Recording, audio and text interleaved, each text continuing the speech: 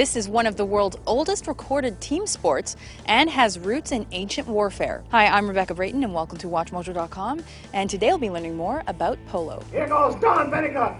Don Pennycook and Alfredo on the race. Look at those horses stretch. Look at them go. Are they going to make it? Is Don going to get that in?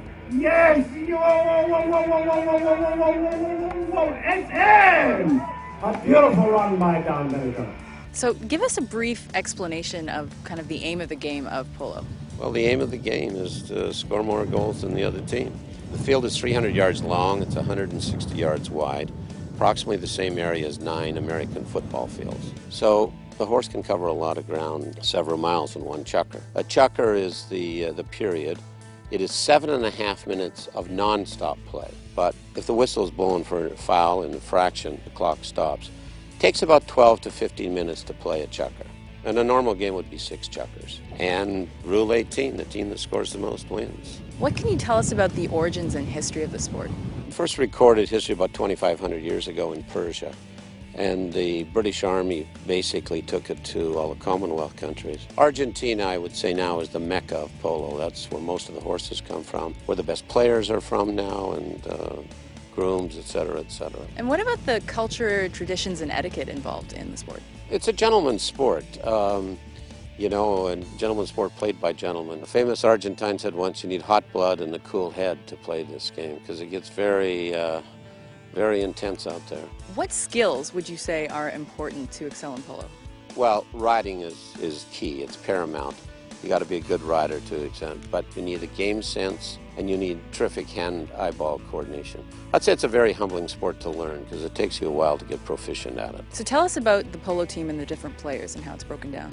The positions are 1, 2, 3, and 4. 1 being the most offensive and optimistic player on the field. 4 being the most defensive. 2 and 3 are the pivot positions. Usually the 3 is the captain of the team, and the 2, the most aggressive, good rider, well-mounted, which will try and cover off the number 3 on the other team. And what about important rules? Once you hit the ball, you establish a line of the ball.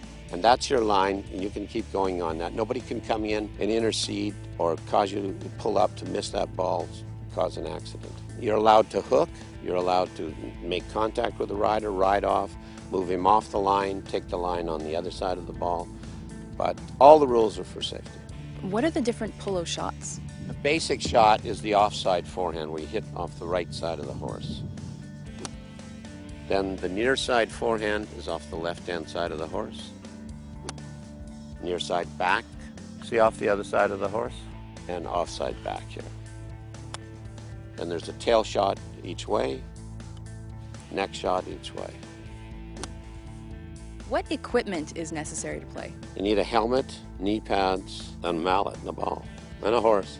You need a few horses. And what about polo ponies? Ponies is a term because when it originally started in Persia, Iran, these countries, they were on smaller horses, ponies.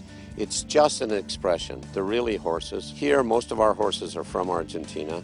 We're now breeding our thoroughbred stallion with Argentine mares so that we can capitalize on the good bone density of the horses and stuff from Argentina. And all the mares that we are breeding have played and performed here. So 100% of what we produce are going to the field. What characteristics do polo ponies have that maybe a traditional horse would not? It has to be very brave and very calm, because when there's 8 horses in traffic out there at 35 miles an hour, you can't have a horse panic or blow up or, you know, run off with somebody.